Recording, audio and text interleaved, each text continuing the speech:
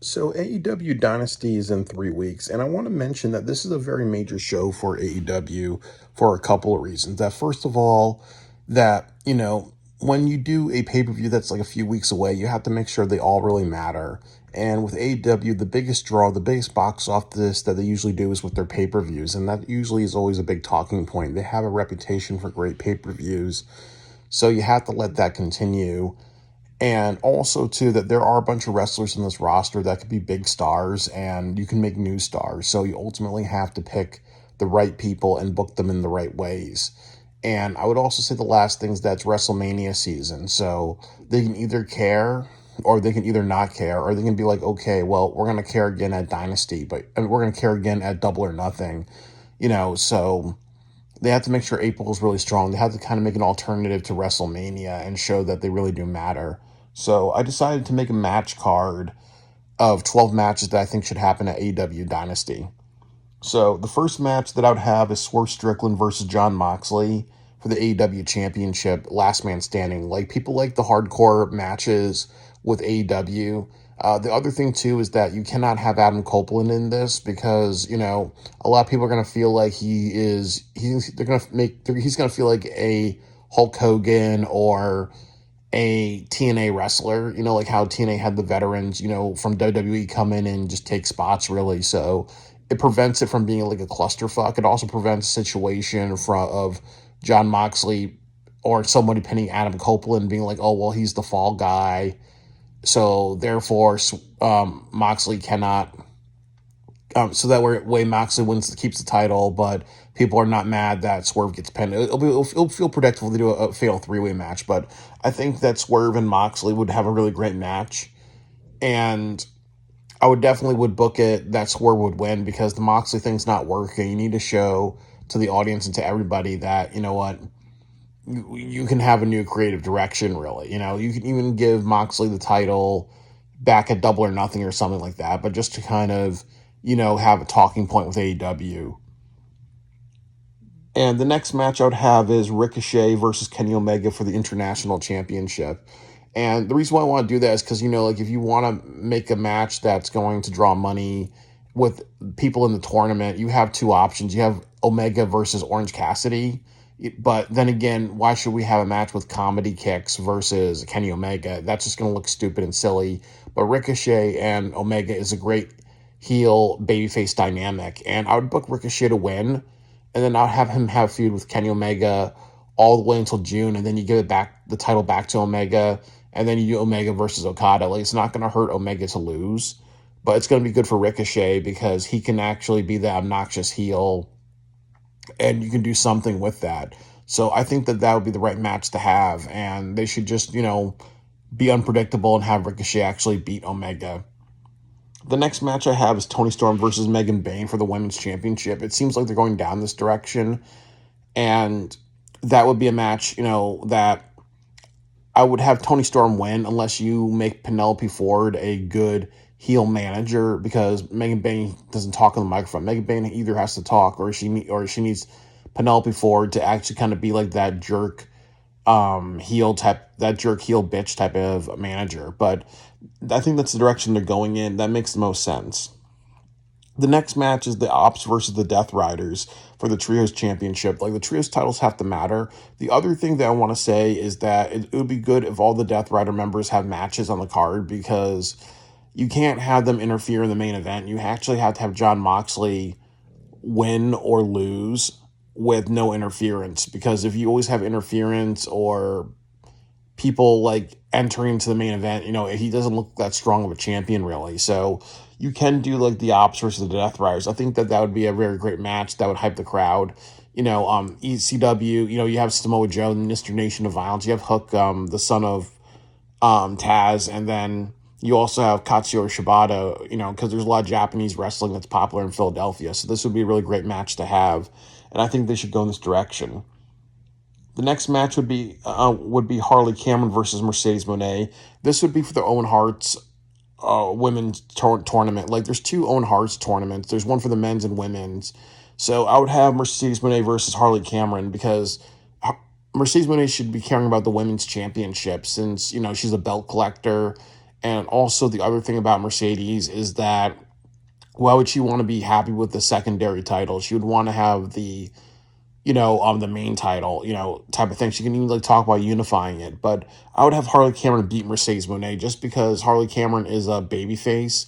She's very over with the crowd, and she still has time to salvage that momentum.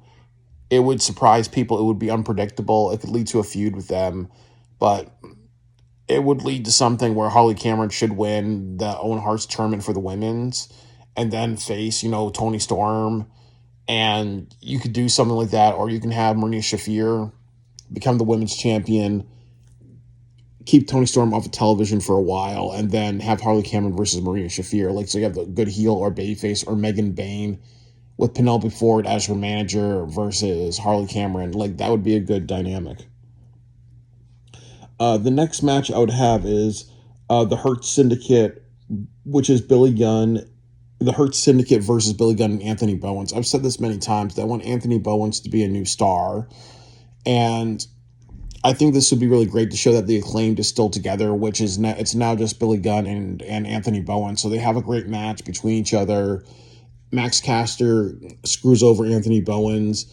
And then this leads to Max Caster versus Anthony Bowens at Double or Nothing. But then you have Max Caster gain victories on Dynamite, Collision, and Ring of Honor to show that he's legit, really. And then you make he and Anthony Bowens stars and other things like that, really. But I think that would be the really great match. And then also you can kind of tease Bobby Lashley versus Anthony Bowens, or Anthony Bowens join the Hurt Syndicate. That would be the thing to do, really. The next match that I would have is Kyle Fletcher versus Daniel Garcia for the TNT Championship. That, first of all, the Don Callis family cannot be losing all the time.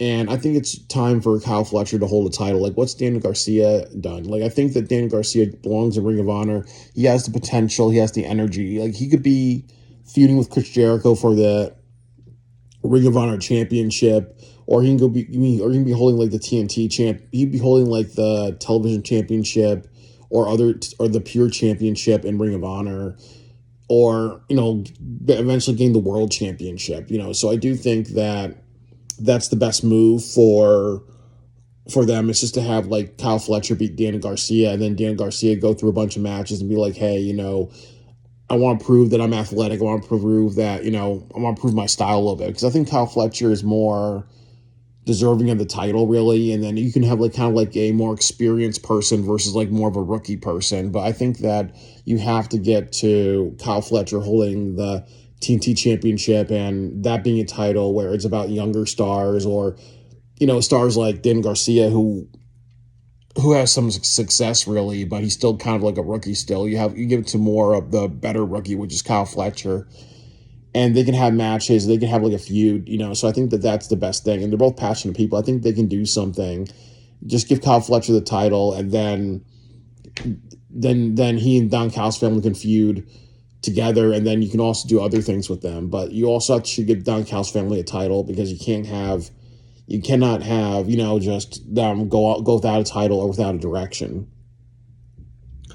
The next match I would do is Chris Jericho versus Powerhouse Hobbs for the ROH Championship. That I do think that if you want to establish a new star, you should have Powerhouse Hobbs beat Chris Jericho. I'm not sure if they're going to do Supercard of Honor in April, and I really fear that they may do one of two things. They may have Bandito versus Chris Jericho for the ROH Championship and headline Supercard of Honor, and that would be a very bad match to have. Nobody's going to think that Bandito is going to win that. And if he does win, it's going to look, stupid. And also, the other thing, too, is if you have that on a pay-per-view, it's going to look stupid, because Bandito doesn't talk on the microphone. There's no personality. And with Chris Jericho, like I've said, really, look at the optics. Chris Jericho versus Hobbs, Hobbs would destroy him, really. So I think it's time to build a new Ring of Honor star, make Ring of Honor really a developmental territory.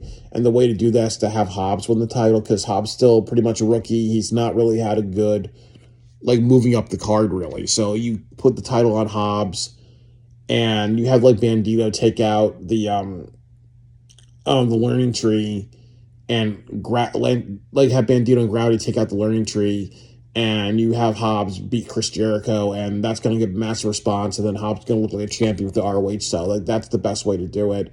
And then you make Hobbs, the ROH champion, and he does double duty like Mark Briscoe did last year. So I think that would just lead to a really, really great direction. And I think it's time for Hobbs to be a champion and hold a heavyweight title. And I think the ROH title, working towards the world title, is the best option. So I think that'll be a great match.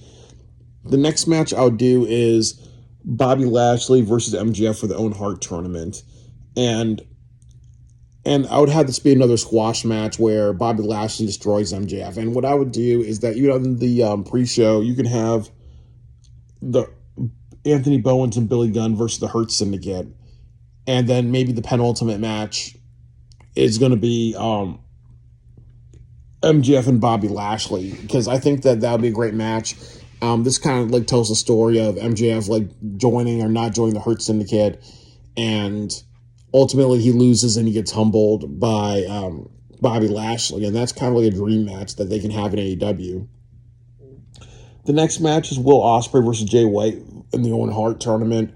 Like, they've been really teasing that, I think Will Ospreay and Jay White wants to fight with Will Ospreay, so they've been teasing that. Why not go in that direction? That's a good NJPW type of match. I think Jay White has to do a lot more things to get over with the audience. I think that, I'll give him a 30-minute match with Will Ospreay, and they have a feud, and they talk in the microphone, and they actually have some energy with each other. You see what happens with that. I think that you'd create something really good. And then the last match I'd have is Adam Copeland versus Adam Page for the Owen Hart tournament. Like, they both matter as wrestlers, and you have something like Adam Copeland, who I think like a tournament would be good for him. Or, like I said, him and Jay White should become a tag team. I think that would make a really awesome tag team.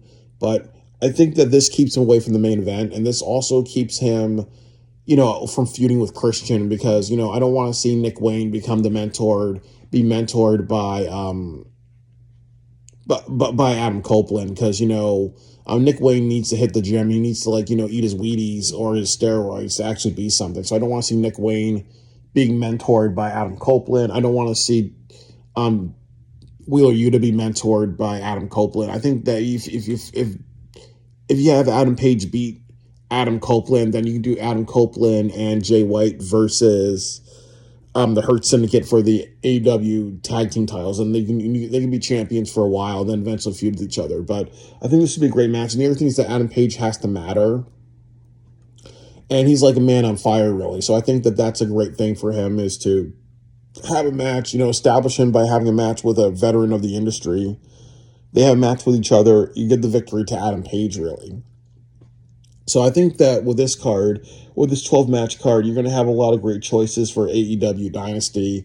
It would be a card that everybody wants to see. You have people that matter, and people that could be new stars, really, that have a voice and can talk to the microphone, and then can get over, really. So, like I said before, and I'll say it again, Tony Khan, you know what?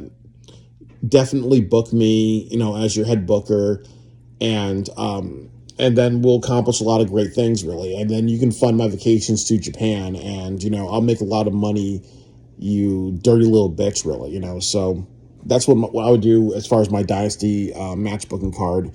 You broke motherfuckers.